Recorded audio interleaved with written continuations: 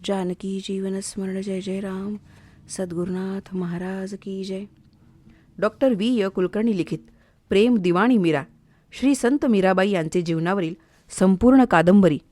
वाचन क्रमांक 6. काही चुलत्यांना मीरेचं नाचणं आवडलं नाही. त्यांनी म्हटलं, मीरा लहान आहे हे आम्हालाही कळतं, पण त्यांना आताच वळण लावायला हवं ना.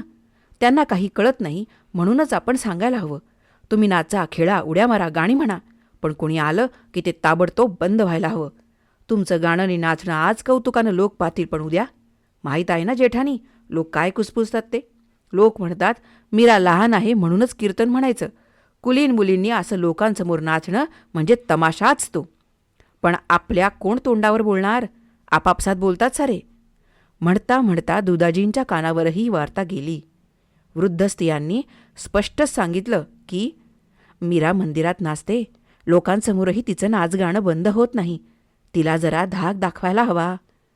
दुधाजी भोजनास बसल्यावर मीरेच्या चुलत्यांनी आडून त्यांच्या कानावर घातलंच. मीरा मंदिरात खेळतात हे ठीक आहे, पण त्या काय खेळतात हे पाहायला हवं. शिवाय त्यांचं खेळणं आपल्या कीर्तना प्रवचनांच्या आड येतं म्हणे. आपल्या कानावर तर तक्रार आली की त्यांचं नाचणं गाणं त्यांनी थांबवलंच नाही, म्हणून पुराणिक बुवांना पोथी गुंडाळून परत जावं लागलं. दुधाजींनी ते सारं ऐकलं. ते फक्त असं म्हणत राहिले. खाली मान घालून जेवत राहिले. बराच वेळ गेला. दुधाजी काहीच बोलले नाहीत.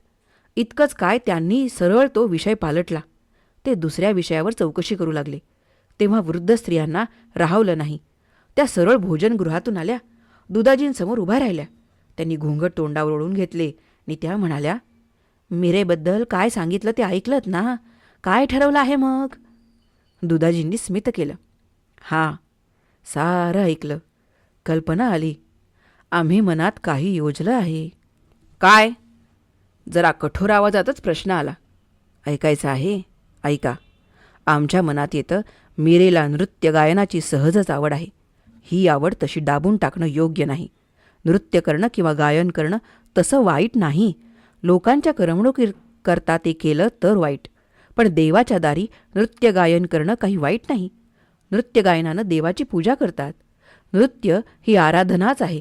या स्वाभाविक आवडीला धाकानं दाबून टाकलं तर तिचं मन वाईट वळण घेईल. त्यापेक्षा तिला चांगलं गायन आणि चांगलं नृत्य शिकवावं. एखाद्या ब्राह्मण पंडिताला नेमावं आणि तिला गीता, भागवत हेही शिकवावं. ती राजघराण्यातच राहील आणि भगवंताच्या भक्तीत काळ घालवील. तिनं जर खरोखरीच कीर्तन केलं तर आम्हाला फार आनंद होईल. बाहेरच्या समाजासाठी तिनं कीर्तन करावं, नाचावं असं मलाही वाटत नाही. पण राजघराण्यातील स्त्रियांसाठीच तिनं नृत्य गायन केलं, कीर्तन केलं तर केवढं तरी मोठं काम होईल. राजघराण्यातील स्त्रियांचा राजवाड्यात वेळ कसा जातो? त्यांना वाड्यात काम ना धाम. त्यांचा वेळ जाता जात नाही. त्या तशा बाहेर पडू शकत नाहीत. राजघराण्याची मर्यादा त्यांनी पाळायलाच हवी. म्हणून मीरेनंच नृत्य गायननी कीर्तन केलं तर राजघराण्यातल्या स्त्रियांना सात्विक आनंद मिळेल. ती कोणत्याही राजकुळात गेली आणि तिनं कुलीन स्त्रियांसाठीच फक्त कुलमर्यादा न सोडता कीर्तनं केली, कीर्तनात नाचली तर काय हरकत आहे? ती या रीतीनं कुलमर्यादा पाळून स्वतः भगवंताची आराधनाही करू शकेल आणि राजघराण्याची उत्कृष्ट सेवाही करू शकेल. यावर कुणी काहीही बोललं नाही. दुधाजी इतकं कधी बोलत नसत. त्यांनी आपलं मन आज मोकळं केलं होतं. सर्वांना त्यांचं म्हणणं पटलं असं नाही, पण निदान ते तितकंसं नाकं मुरडण्यासाठीही नव्हतं. असं तरी त्यांना मनोमन पटलं. 4-8 दिवसातच या कल्पनेची कार्यवाही झाली. कोणी वृद्ध गायक, कोणी वृद्ध पंडित आणि एका वृद्ध नर्तकाची नेमणूक झाली. मीरेला आणि चंदाला सांगितलं की तुम्ही यांच्याकडे शिकायचं आहे. मीरेला मुद्दाम सांगण्यात आलं की हे पंडित भागवत शिकवतील. भागवतात कृष्णाच्या गोष्टी आहेत. हे दुसरे पंडित गाणं शिकवतील आणि हे नृत्य. कृष्णाची भक्ती करायची तर हे हवंच ना. गोपी नाचत असत. कृष्णाला ते खूप आवडायचं. कृष्ण बासरी वाजवी, त्यावेळीही गोपी नाचत. म्हणून तुम्ही हे सारं शिकायला हवं. आपल्या कान्ह्याला हे आवडतं म्हणून शिकलंच पाहिजे. असं मीरेच्याही मनानं घेतलं. दुधाजींनी दोघा पंडितांना बोलावलं. दोघेही वृद्ध होते. शिवशंकर हे कीर्तनकार होते. त्यांना संगीत आणि संस्कृत दोन्ही अवगत होतं. दुधाजींनी त्यांना म्हटलं, पंडितजी, आमच्या मीरेला सुरेख भजन शिकवा. एक तारीवर तिला भक्तिगीत गाता आलं पाहिजे. तसंच भागवत शिकवा. संस्कृत फारसं नाही आलं तरी चालेल, पण कृष्णाची कथा आपल्या भाषेत सांगता यायला हवी. पंडितजींनी विचारलं, ती काय मंदिरात कीर्तन करणार आहे? तसं असेल तर आत्ताच सांगतो की मी शिकवणार नाही. दुधाजींनी म्हटलं, छे छे, ती कुलमर्यादा सोडून कीर्तन कशी करू शकेल? समाजात तिनं उभं राहावं, आपल्या मुखावरचा घोंगट खांद्यावर यावा, अशी आमची अपेक्षाच नाही. आम्ही अशी अपेक्षा करूच कशी? मग मुलीला कशाला शिकवायचं? एवढ्यासाठीच की आज ना उद्या मीरा सासरी जाईल, वाड्यातच राहील. तेव्हा तिचा वेळ हरिभजनात जावा. तिच्या हरिभजनानं, तिच्या हरिचिंतनानं राजवाड्यातल्या कुलीन स्त्रियांनाही वेळ सत्कारणी लावावा. त्यांना श्रवणाचा लाभ व्हावा. यापेक्षा अधिक काही अपेक्षा नाही. शिवशंकर हसले आणि म्हणाले, सरकार, आपला विचार योग्य आहे. आम्ही ही जबाबदारी स्वीकारतो. दुसरे पंडित देवीप्रसाद म्हणून होते. त्या वृद्ध पंडितांना दुधाजींनी म्हटलं, पंडितजी, आमच्या मीरेला नृत्य शिकवा. देवीप्रसाद थोडा वेळ चुप्प बसले, खाली मान घालून. नंतर हळूच म्हणाले, सरकार, आपण माझा सन्मानच करीत आहात. माझा अधिकार नाही नि विनाकारण चौकशा करण्याचं कारण नाही. पण मनात येतं, राजघराण्यातल्या मुलीला नृत्य शिकवायचा आपण विचार करीत आहात. मला काय, आपण आज्ञा केली की मी पाळेन. पण त्यांना पुढं बोलू न देता दुधाजींनी म्हटलं, आलं ध्यानात.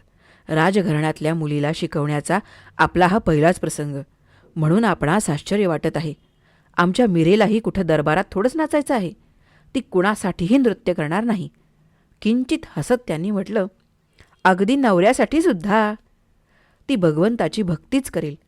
त्याची आराधना म्हणून ती देवघरात किंवा स्वतःच्या मंदिरातच फक्त नृत्य करील. वा वा वा, सरकार, आपण नृत्याचं खरं कार्य जाणलं आहे.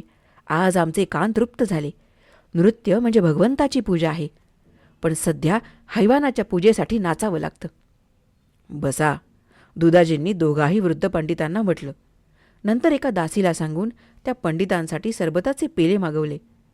सरबताचा घोट घेता घेता शिवशंकरांनी विचारलं, सरकार, आपल्या नातीला नृत्य शिकवावं हे कसं आपल्या मनात आलं? आपल्या मनानं हे घेतलं याचं आश्चर्य वाटतं. अर्थात मी सनातनी पंडित असलो तरी मला आपला विचार पूर्णपणे मान्य आहे, हे मी प्रथमतः सांगून टाकतो. त्याचं असं झालं, आमच्याकडं घरातूनच तक्रारी आल्या.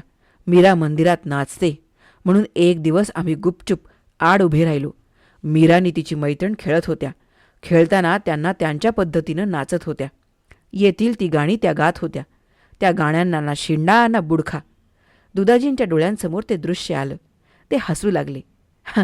आमची मीरा म्हणत होती, कान्हा रे, तू लोणी खाल्ले, तोंड तुझे वरबटले. लोणी लागले गालाला, नाकाला, सापडला रे चोर सापडला. असं म्हणून ती नाचत होती. अहो, तिनं तिच्या मैत्रिणीचे चंदाचे हात धरले होते. तेव्हा माझ्या मनात आलं की यांनी चांगली भक्तिगीतं शिकवली, चांगलं नृत्य शिकवलं तर बरं होईल. कारण त्या अतिशय मनापासून गात होत्या, रंगून नृत्य करीत होत्या. भावना काही कोणाच्या अंतःकरणात ओतता येत नाहीत.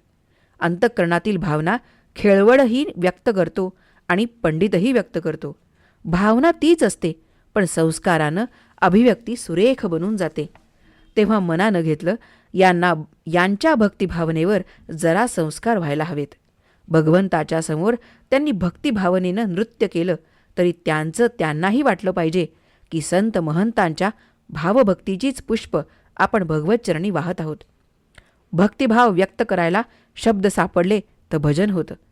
भक्तिभाव व्यक्त करायला शब्द सापडले नाहीत तर नृत्य होतं. दोघाही पंडितांनी माना हलवल्या. सरकारांना मुजरा केला आणि ते निघाले. उठता उठता त्यांनी विचारलं, पण रियाज घ्यायचा कुठं? कृष्ण मंदिरात, दुधाजींनी सांगितलं आणि तेही उठले. दुसऱ्या दिवसापासून संगीत, नृत्य आणि भागवत कथा यांचं शिक्षण सुरू झालं. शिवशंकरांनी श्रीकृष्णाच्या बाललीला वर्णन करणारी काही पदं घेतली.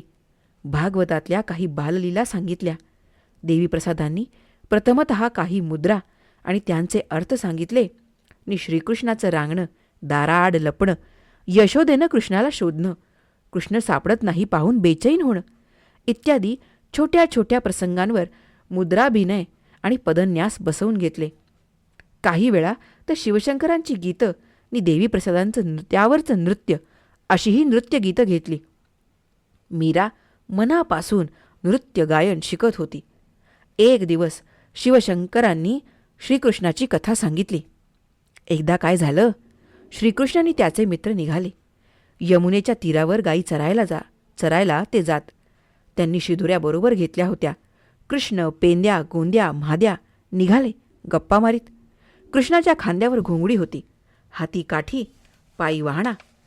हे ऐकता ऐकता मीरा एकदम रडू लागली, मुसमुसून रडू लागली. अगं झालं काय, का रडतेस तू? शिवशंकरांनी विचारलं. बेटा झालं काय, सांग ना. असं म्हणून वृद्ध देवीप्रसादांनी तिला उचलून आपल्या मांडीवर घेतलं. तिच्या पाठीवरून हात फिरवला. सांग बेटा, का रडतेस? त्या दिवशी की नाही कुणाच्याच पायात वाहणं नव्हत्या. कृष्णानं म्हटलं, अरे तुमच्या कुणाच्या पायात काही नाही, मग माझ्या पायात कशाला? त्यानं आपल्या वाहण्या काढून टाकल्या, एका झाडाखाली ठेवून दिल्या. त्यावर 2 दगडं रचून ठेवले. म्हणाला, घरी जाताना घेऊन जाईन, तुम्हाला नाही ते मलाही नको. मीरा सांगू लागली. अगो मग त्यात रडण्यासारखं काय आहे? देवीप्रसादांनी विचारलं. त्या दिवशी की नाही ती मुलं लपंडाव खेळली. कृष्णाच्या पायात मोठ्या बावळीचा काठा गेला. मीरा पुन्हा हुंदके देऊन रडू लागली आणि म्हणाली, माझा कृष्ण मटकन खाली बसला, रक्त येत होतं. मुलांना कुणाला काठा काढता येईना. मी पाण्याहून येत होते, कृष्ण विव्हळत होता. मुलं भोवती बसलेली. कृष्ण पाय स्वतःच्या मांडीवर घेऊन बसला होता. मी थांबले, गागर बाजूला ठेवली, हळूच काटा काढला. खूप रक्त गेलं. माझा कृष्ण 3-4 दिवस लंगडत होता. मी रोज विचारित होते, कृष्णा फार नाही ना रे दुखत पाय? शिवशंकर हसले. देवीप्रसादांना म्हणाले, ही काय म्हणते छोकरी, ऐकलत? काहीतरी वेड्यासारखी बडबडते. आता ही गोष्ट भागवतात कुठंही नाही. या पोरीला कुणीतरी रचून सांगितलेलं असेल. नाही, मीरा मध्येच म्हटलं.